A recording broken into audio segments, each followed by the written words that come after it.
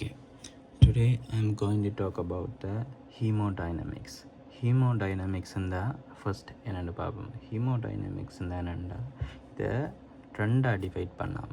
Haemo and dynamics. Haemo இந்த blood, dynamics இந்த ஒரு மூமெண்டத்தை தான் சொல்கிறது, அதாவது ஒரு இயக்கத்தை தான் டைனமிக்ஸ் வந்து சொல்லுவோம். அப்போ ஹீமோடைனமிக்ஸ் என்னென்னா எப்படி எங்கள்ட பாடியில் பிளட் ஓடுது, அதாவது பிளட்டுண்ட மூமெண்ட் எப்படி இருக்குன்றதை படிக்கிறது தான் ஹீமோடைனமிக்ஸ். ஓகே, அது ஹீமோடைனமிக்ஸ்ன்ற மெயின் கான்செப்ட் என்னென்னா, அதாவது பிளட் இருக்குது தானே, பிளட்டில் டிஆக்சிஜனேட்டட் பிளட்டை ஆக்சிஜனேட்டட் பிளட்டாக மாற்றி அது எப்படி எங்களோட பாடியில் இருக்கிற ஆர்கன்ஸ், மசில்ஸ், டிஷ்யூஸ் எல்லாத்துக்கும் சப்ளை பண்ணுறதை படிக்கிறது தான் மொத்தமாக ஹீமோடைனமிக்ஸ் என்று சொல்லலாம். இந்த ஹீமோடைனமிக்ஸில் நாங்கள் முக்கியமாக பார்க்க வேண்டியது என்னென்னா, எங்கள்ட பாடியில் எப்படி ஹார்ட் ஒர்க் பண்ணுது, அந்த ஹார்ட்டில் எப்படி பிளட் ஃப்ளோ ஆகிட்டு இருக்குது எங்களோட பாடி ஃபுல்லாக வந்து பார்க்கணும். அதுக்கு நாங்கள் முதல்ல ஹார்ட்டை பார்ப்போம். ஹார்ட்டில் என்னென்னாப்பா, முதல்ல ஹார்ட்டில் நாங்கள் அனட்டோமியை பார்ப்போம், சிம்பிள் அனட்டோமி. ஓகே, ஹார்ட்டில் 4 சேம்பர்ஸ் இருக்குது, 4 அறைகள் இருக்குது. அதில் முதலாவது அதில் லெஃப்ட் ரைட்டாக 2 பார்ட்டாக பிரிஞ்சிருக்கும். உனச்சா அதில் முதலாவது ரைட் ஆட்ரியம், ரைட் வென்ட்ரிக்கல் வந்து 2 இருக்குது ரைட்டில். அந்த லெஃப்ட் பக்கம் போனேன், அதாவது வலது கிடாது, அது இடது பக்கம் போனால் left atrium and left ventricles வந்து இருக்குது. அந்த ரைட் ஆட்ரியத்தில் 2 சுப்பீரியர் வேனாக்காவா அண்ட் இன்ஃபீரியர் வேனாக்காவா வந்து ஓப்பன் ஆகுது. அது என்னத்துக்கு, டீஆக்சிஜனேட்டட் பிளட்டை கொண்டு இங்கே ரைட் ஆட்ரியத்தில் தான் கொண்டு விடுவார். விளங்குச்சோ, டீஆக்சிஜனேட்டட் பிளட் எங்கே வரும், ரைட் ஆட்ரியத்துக்கு வரும். அந்த ரைட் ஆட்ரியத்தில் இருந்து அந்த ரைட் வென்ட்ரிக்கிள்ஸுக்கு பிளட் ஃப்ளூவாக போகுது, அதாவது ரைட் ஆட்ரியத்துலேருந்து ரைட் வென்ட்ரிக்கிள்ஸுக்கு பிளட் போகுது. அது என்னென்னு போவார், அதாவது ரைட் ஆட்ரியம் சுருங்குறதால ரைட் வென்ட்ரிக்கிளுக்கு பிளட் போவார், ஓகே. அதுக்கு இதில் ஒரு வால்வ் ஒன்று இருக்குது, ட்ரைகஸ்பிட் வால்வ். ட்ரைகஸ்பிக் வால்வால் ரைட் வென்ட்ரிக்கிள்ஸுக்கு போவார். ரைட் வென்ட்ரிக்கிள்ஸில் இருந்த பிளட் எங்கே போகும், அது ஆக்சிஜனேட்டட் பண்ணணும். அதுக்கு இங்கே பல்மனரி சர்க்குலேஷனுக்கு போகணும். அப்போ இங்கே ஓகே, பல்மனரி ஆர்டரிக்கு பிளட் பம்ப் பண்ணப்படுவார். இதில் செமிலியூனர் வால்வ் இருக்கும். உணர்ச்சா, ரைட் வென்ட்ரிக்கிள்ஸுக்கும் பல்மனரி ஆர்டரிக்கும் இடையில் செமிலியூனர் வால்வ் இருக்கும். அந்த பல்மனரி ஆர்டரியால் போய் ரைட் அண்ட் லெஃப்டாக பிரிஞ்சு அந்த 2 லங்ஸுக்கும் பிளட்டை கொடுப்பார். அந்த 2 லங்ஸும் என்ன செய்யும், கேப்லரிஸுக்கு பிளட்டை கொடுத்து அதில் ஆல்வியோல்ஸ் இருக்கும். அந்த ஆல்வியோல்ஸில் இருந்து ஆக்சிஜனேட்டட் பிளட், அதாவது ஆக்சிஜனை வாங்கிட்டு CO2 கொடுப்பார். விளங்குச்சோ, அப்போ ஆக்சிஜனை வாங்கினவர் என்ன செய்வார், ஆக்சிஜனை கொண்டு வந்து லெஃப்ட் ஆட்ரியத்துக்கு கொடுப்பார். இந்த லெஃப்ட் ஆட்ரியத்துக்கு ஆக்சிஜனேட்டட் பிளட்டை கொண்டு வரவர் வெயின்ஸ் கொண்டு வருவார். விளங்குச்சோ, ஆக்சிஜனேட்டட் பிளட்டை கொண்டு வரதார் இங்கே வெயின்ஸ், அதாவது 4 வெயின்ஸ் வந்து ஓப்பன் ஆகும் லெஃப்ட் ஆட்ரியத்தில். இந்த லெஃப்ட் ஆட்ரியத்தில் ஆக்சிஜனேட்டட் பட்ட பிளட் என்ன செய்யும், இனிமேல் இது உடம்பு ஃபுல்லாக சப்ளை பண்ணணும். அதுக்கு முதல்ல இந்த லெஃப்ட் ஆட்ரியத்தில் இருந்து லெஃப்ட் வென்ட்ரிக்கிள்ஸுக்கு பிளட் வரணும். இந்த லெஃப்ட் வென்ட்ரிக்கிள்ஸுக்கு பிளட் வாரதுக்கு இதில் பைகஸ்பிட் வால்வ் இருக்குது, விளங்குச்சா, இல்லாட்டி மிட்ரல் வால்வ்னு சொல்லலாம் இதை. விளங்குச்சா, இந்த பைகஸ்பிட் வால்வால் லெஃப்ட் வென்ட்ரிக்கிள்ஸுக்கு வருவார். இந்த லெஃப்ட் வென்ட்ரிக்கிள்ஸில் இருந்து இனிமேல் நாங்கள் பல்மனரி சர்க்குலேஷன் பார்த்துட்டோம். இனிமேல் சிஸ்டமிக் சர்க்குலேஷனுக்கு பிளட் பம்ப் பண்ணப்படுவார். சிஸ்டமிக் சர்க்குலேஷனில் என்னென்னா எங்கள்ட உடம்பு ஃபுல்லாக பிளட் ஃப்ளோ ஆகிறது தான் சிஸ்டமிக் சர்க்குலேஷன் சொல்லுவாங்க. அப்போ இதில் இருந்து அயோட்டாவால் உடம்பு ஃபுல்லாக பிளட் இப்படியே போய் இது டிசெண்டிங் அயோட்டாவாக போகும், அதாவது இன்ஃபீரியர், அதாவது கீழே இருக்கிற, அதாவது ஸ்டொமக், அப்டோமினல் அண்ட் லெக் அந்த பாட்டுக்கு பிளட்டை சப்ளை பண்ணுவார். விளங்குச்சா, இது அடுத்தது இங்கே மேலே தலைக்கு இப்போ இந்த கைக்கெல்லாம் கொடுக்குறதுக்கு இங்கே பிரிவார். இதில் பிராக்கியோசெஃபாலிக் ட்ரங்க் விளங்கிச்சா. இந்த பிராக்கியோசெஃபாலிக் ட்ரங்க் ரெண்டாக பிரியும். அதாவது right common carotid artery, right brachial ஆர்டரின்னு ரைட் சப்க்ளேவியன் ஆர்டரி இருந்து போவார். விளங்கிச்சா. Right common carotid artery, right subclavian artery இதில் இருந்து டிரெக்டாக போவார். Left common carotid artery, left subclavian artery இருந்து. இது நாங்கள் விரிவான அனாட்டமியில் படிக்கக்கூடியதாக இருக்கும். அதாவது ஹார்ட்டின் ஸ்ட்ரக்சர் என்ன, ஹார்ட் எப்படி ஃபங்க்ஷன் ஆகுது இருந்து. அடுத்தது இது எல்லாத்தையும் தொடக்கிறதுக்கு எங்களுக்கு ஒரு அதாவது இதயம் என்ன செய்யும்டா, வெளியில இருந்து ஹார்ட்டின் ஃபங்க்ஷனுக்கு அந்த சமிக்கையில பெற்றுக்கொள்ளாது. இதிலேயே இருந்து ஹார்ட்டின் ஃபங்க்ஷனுக்கு சமிக்கையல் போகும். அதாவது இதில் ஒரு சின்ன ஒரு மின் தூண்டல் ஒன்று ஏற்படும். அது எஸ்ஏ நோட்டுன்னு சொல்லுவோம். எஸ்ஏ நோட், ஸ்னோவியல் நோட்டில் இருந்து அதாவது முதலாவது ப்ளஸ்ன்ற ஒரு ஏட்டம் தான் அது ஃபுல்லாக பரவி ஹார்ட்டின் சுருக்கம் தளர்வு, அதாவது சிஸ்டோல் டயஸ்டோலுக்கு பொறுப்பாக இருக்கும். இந்த சமிச்செயல் தான் முதலாவது எஸ்ஏ நோட்டில் இருந்து ஏவி நோட்டுக்கு போகும். ஏவி நோட்டில் இருந்து பேருந்து கிஸ்ஸின் பண்டில்னு சொல்கிறோம் அதுக்கு போகும். பேருந்து பேர்கஞ்சின் ஃபைபர்ஸுக்கு போய் பேருந்து என்ன அதில் பேர்கஞ்சின் ஃபைபர்ஸ்லேருந்து வென்ட்ரிக்கிள்ஸ் எல்லாம் சுருங்க ஆரம்பிக்கும். இது என்ன சிஸ்டோல் டயஸ்டோலுக்கு பொறுப்பான ஒரு செயற்பாடு தான் இது. ஓகே, நாங்கள் இப்போ என்ன ஹார்ட் சிம்பிள் ஃப்ளோவை பார்த்துட்டோம். எப்படி ஹீமோடைனமிக்ஸில் எப்படி ஹார்ட்டுக்குள்ளே பிளட் பம்ப் பண்ணுது, எங்கே போகுது அப்படின்னு பார்த்துனாங்க. இந்த ஹார்ட்டில் இருந்து பம்ப் பண்ணப்படுற பிளட் என்ன செய்யும்டா அயோட்டாவுக்கு போகுது. அயோட்டாவில் இருந்து எங்கே ஆர்ட்ரிஸ்க்கு போகுது. ஆர்ட்ரிஸில் இருந்து என்ன ஆர்ட்ரியோல்ஸுக்கு போகுது. அதுலேருந்து கெப்லரிஸ் வாங்குது. கெப்லரிஸுக்குள்ளே எல்லாம் பிளட் ஃப்ளோ ஆகுறதே ஃபீல் ஆகாது. இல்லைங்களா. கெப்லரிஸில் எல்லாம் பிளட்டின் வெலோசிட்டி 0 சொல்கிற மாதிரி பிளட் ஃப்ளோ ஆகிறதே ஃபீல் ஆகுது. இந்த பல்ஸே தெரியாது. அது வந்து வெனியூல்ஸ் பேருந்து வெயின்ஸ் திருப்பி ஹார்ட்டுக்கு தான் வரும். ஜாயின் ரைட் என்ட்ரி கொண்டு விடுவார். இந்த ஆக்சிஜன் வேணுமே, ஆக்சிஜன் கொடுக்கணும். அதான் சிம்பிள் கான்செப்ட். ஓகே, இங்கே நாங்கள் பேசிக் லோ ஆஃப் ஹீமோடைனமிக்ஸ் இருந்தால், அதாவது பிளட் எப்படி ஃப்ளோ ஆகுது, அதுக்கு என்ன மாதிரி, அதாவது ஒரு ஃபிசிக்கலாக நாங்கள் ஒரு கன்செப்ட் ஒன்று எடுக்கணும் தானே, அதுக்காகத்தான் இது விளங்கிச்சா. இந்த பிளட் ஃப்ளோ ஹியூ. அடுத்தது என்ன, கியூ சமன் டெல்டா பி ப்ரெஷர் டிஃப்ரெண்ட் இன்கீழ் ஆர் என்ன ரெசிஸ்டன்ஸ், அதாவது தடை. என்ன ரெசிஸ்டன்ஸ் இருந்தால் தடை. எப்படிரா தடை ஏற்படும், அதாவது பிளட் ஃப்ளோ ஆகிக்குள்ள எப்படிரா தடை ஏற்படும். சும்மா பிளட் பம்ப் பண்ணுறீங்க, அப்போ அயோட்டா ஆர்டரிஸ் ஆர்ட்ரோல்ஸ் எல்லாமே இருக்குது. அதில் எப்படிரா தடை வரும்டா, அதுலேயும் தடை இருக்குது. அதுக்கு நாங்கள் இந்த சமன்பாட்டை பார்ப்போம், உங்களுக்கு ஈஸியாக விளங்கும். உணர்ச்சா ரெசிஸ்டன்ஸ் அதாவது 8L × η/πr². அதாவது இந்த என்ன பிளட் விஸ்கோசிட்டியால் எங்களுக்கு ஒரு தடை ஒன்று ஏற்படும். அதாவது எந்த ஒரு காரணிக்குமே விஸ்கோசிட்டி ஒன்று இருக்கும். ஒரு திரவம் எடுத்தால் விஸ்கோசிட்டி வந்து ஃபிசிக்ஸில் படிக்கக்கூடியதாக இருக்கும்.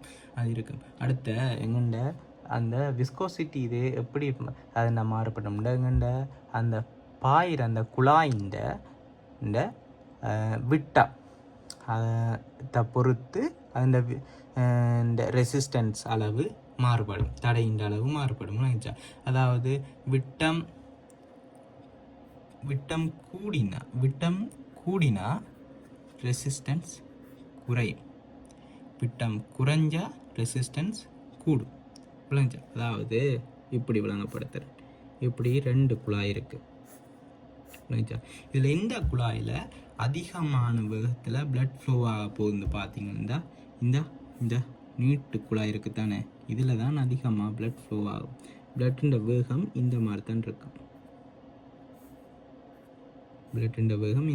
இருக்கும். சி என்ன ரீசன் தான், அதுக்கு இந்த விட்டம் தான் காரணம். நினைச்சா விட்டம்ன்றது இது ரேடியஸ் ஆர். நினைச்சா விட்டம்ன்றது ஃபுல்லாக சொல்லுவோம். ஓகே, இந்த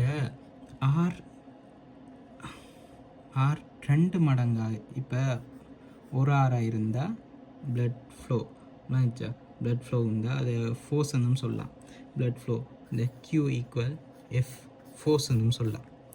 சிம்பிளாக சொல்ல போனால் ஃபோர்ஸ்ன்னு சொல்லலாம். இந்த ஆர் இருக்குது தானே, ஆர் ஹியூந்தா இது 2R மாறிச்சு வைங்க. 2R 16 மடங்கில் இந்த கியூ கூடும், 16 மடங்கில் பிளட் ஃப்ளோ கூடும். அப்போ 16 மடங்கில் பிளட் ஃப்ளோ கூடும், அதுக்கான டைம் டியூரேஷன் என்ன செய்யும்? குறையும். டைம் டியூரேஷன் குறையும். ஓகே, சரி, ஓகே. இப்போ நான் இந்த டைம் டியூரேஷன் குறைந்து பார்த்துட்டேன். அதுக்கு பிறகு இந்த பிளட் ஃப்ளோ பண்ணுறது இருக்குது தானே, இதில் 2 விதமாக இருக்குது. அதில் லீனியர் ஃப்ளோ இருக்குது, அடுத்த டர்பியூலன்ட் ஃப்ளோ இருக்குது. அந்த டர்பியூலன்ட் ஃப்ளோ வந்து என்னென்னா, ஒரு லீனியர் ஃப்ளோ வந்து என்னென்னு முதல்ல பார்ப்போம். அப்போ தான் டர்பியூலன்ட் ஃப்ளோ பார்க்க ஈஸியாக இருக்குன்னு. லீனியர் ஃப்ளோ இருந்தால் இங்கே நேர்கோட்டில் இருக்க ஒவ்வொரு மூலக்கூறும் இருக்குது தானே. இதில் இப்படி ஒரு மொலிக்யூல் இருக்கும், இப்படி ஒரு மொலிக்யூல் இருக்கும், இப்படி ஒரு மொலிக்யூல், இப்படி ஒரு மொலிக்யூல் இருக்கும். இந்த நேர்கோட்டில் இந்த வாட்டர் மொலிக்யூல், இப்போ இதை ஒரு தண்ணின்னு எடுத்தால் H2O இருந்தால் இந்த தண்ணியின் மொலிக்யூல் எல்லாமே இது V வேகத்தில் போனால் இதுக்கும் V வேகத்தில் போகும், இதுக்கும் V வேகத்தில் போகும். இது V1 இந்த வேகத்தில் போச்சுருந்தா இந்தியாவில் இருக்கிறதும் V1 வேகம் அதே வேகத்தில் போகும், அப்படியே தொடர்ந்து அதே வேகத்தில் போகும். அதான் லீனியர் ஃப்ளோன்னு சொல்கிறோம். இந்த டர்பியூலன்ட் ஃப்ளோ வந்து என்னென்னா, இதில் இருக்கிற மொலிக்யூல் V வேகத்தில் போச்சுருந்தா இதில் இருக்கிறது V1 வேகத்தில் போகும், இதில் இருக்கிறது V2 வேகத்தில் போகும். இது ஒரு அலைச்சலாக இருக்கும், ஒரு சீரான வேகம் இருக்காது. அதான் டர்பியூலன்ட் ஃப்ளோ. அது ஒரு கொந்தளிப்பு பாய்ச்சல்னு சொல்லலாம் தமிழை பொறுத்த மட்டுக்கும். நினைச்சா ஓகே. அடுத்தது இங்கே வா, இங்கே இந்த பேசிக் லோ ஆஃப் ஹீமோடைனமிக்ஸ் இருக்குது தானே, அதில் எப்படி பிளட் ஃப்ளோ அந்த கியூக்கு இருக்குதோ அதே மாதிரி தான் cardiac output. Cardiac output equal என்ன, arterial pressure over total peripheral resistance சொல்லலாம். இந்த கார்டியக் அவுட்புட்டை என்ன ஒரு விதமாக கதைக்கலாம், ஸ்ட்ரோக் வால்யூம் உண்டு. அடுத்தது என்ன, heart rate. Stroke volume heart ரேட்டால் கூட்டினா அந்த கார்டியக் அவுட்புட் பெறும். ஸ்ட்ரோக் வால்யூம்னா என்ன, ஸ்ட்ரோக் வால்யூம்னா என்னென்னா பொறுவார். ஸ்ட்ரோக் வால்யூம்னா என்னென்னா, ஹார்ட் இருக்குது தானே, ஹார்ட் வென்ட்ரிக்கிள்ஸ் சுருங்கி அந்த ஹார்ட்டில் இருந்த வென்ட்ரிக்கிள்ஸில் இருந்து பம்ப் பண்ணப்படுற அந்த பிளட்டுன்ற அளவு தான் ஸ்ட்ரோக் வால்யூம். விளைச்சா இதான் வென்ட்ரிக்கிள்ஸ்.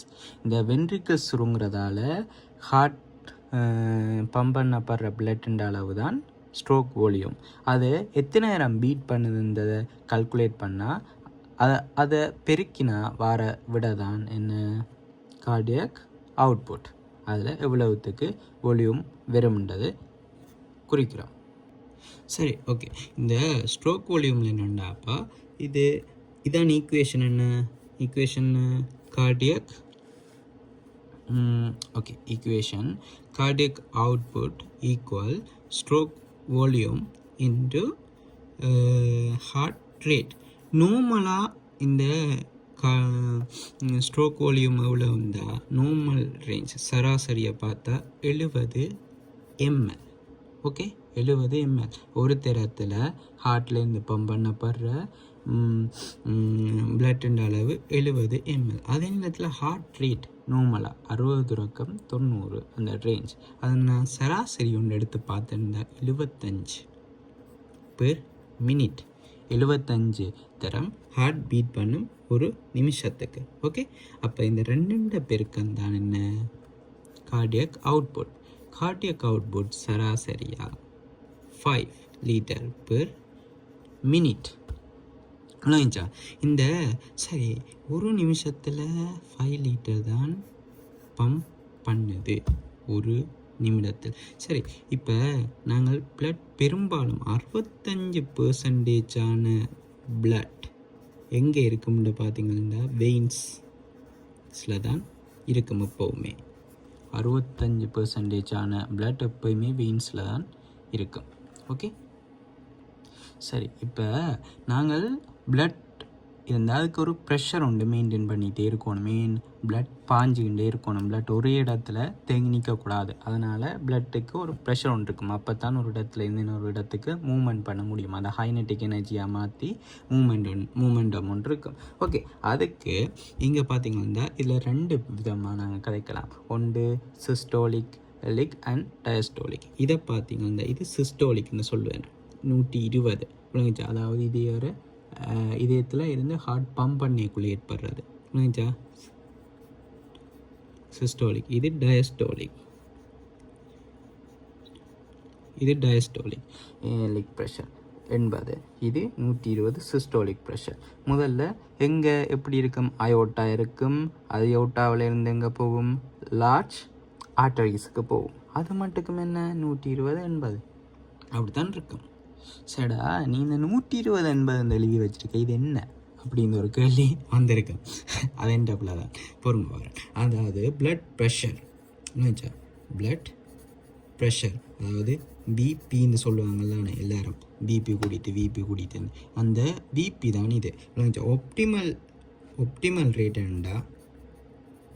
Optimal rate 120 80. இது சிஸ்டோல், பிளட் பம்ப் பண்ணிக்குள்ள, அதாவது சுருங்கைக்குள்ளே வர ப்ரெஷர். சிஸ்டோல். இது என்ன? டயஸ்டோல், பிளட் உள்ள இழுக்கைக்குள்ளே ஃபில் ஆகக்குள்ளே வர ஒரு ப்ரெஷர். Okay, diastole. இப்போ இந்த சிஸ்டோல் டயஸ்டோல்னு தெரியும். அப்போ நார்மல் ரேஞ்ச் இதான். இதில் இருந்து இப்போ நம்ம நிறைய காரணி சார்ந்திருக்கோம்னா, அப்போ நாங்கள் இதில் கொஞ்சம் கூடி 120 இருந்து கொஞ்சம் கூடி 130. ஓகே, இது 110 இருந்து 139 மட்டுக்கு மில்லிமீட்டர் ஹெச்இ நாங்கள் நார்மல் இருந்து எடுக்கலாம். இது சிஸ்டோலிக் ப்ரெஷர். இது சிஸ்டோலிக்கை நார்மல் இருந்து எடுக்கலாம். அதே நேரத்தில் டைஸ்டோலிக்கை எப்படி எடுப்போம்? டைஸ்டோலிக்கை 60 இருக்குத்தானே, 60 இருந்து ஒரு 89 மில்லிமீட்டர் ஹெச்சியை நாங்கள் டயஸ்டோலிக்கில் நார்மல் இருந்து எடுக்கலாம். ஓகே, இதை நார்மல் இருந்து எடுக்கலாம். ஓகே, சரி. இங்கே திருப்பி நாங்கள் வரோம். அயோட்டாவில் எப்படி இருக்கும்? அதே தான் இருக்கும். சிஸ்டோலிக் டயஸ்டோலிக் ப்ரெஷர் மெயின்டைன் ஆகும். அதில் லார்ஜ் ஆர்டரிஸில் என்ன செய்யும்? அதே மாதிரி மெயின்டைன் ஆகும். அதில் ஸ்மால் ஆர்டரிஸில் அப்படித்தான் விளங்கிச்சா? அது கங்கால ஆர்டரியோல்ஸில் பார்த்தீங்கன்னா ஆர்டரியோல்ஸில் கன்செப்டே ஆரம்பிக்குது. ப்ரெஷர் குறைய ஸ்டார்ட் பண்ணும்.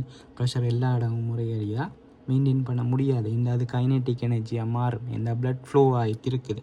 ஓகே, அப்போ ப்ரெஷர் என்ன செய்யும்? குறையும். விளங்கிச்சா? ப்ரெஷர் குறையும். அதில் இங்கே கேப்லரிஸ் இருக்குது தானே, அந்த கேப்லரிஸில் ஆர்டரியல் இருக்குது தானே, ஆர்டரிஸ் முடிகிற இடத்துல இருக்கிற கேப்லரியில் 35 ml per ஹெச்இ இருக்கும். இந்த பிளட் ப்ரெஷர். அதே நேரத்தில் இந்த வெயின் ஸ்டார்ட் பண்ணுறதுக்கு முன்னுக்கு இருக்கிற அந்த கேப்லரி இருக்குது தானே, அதில் 15 தான் இருக்கும்.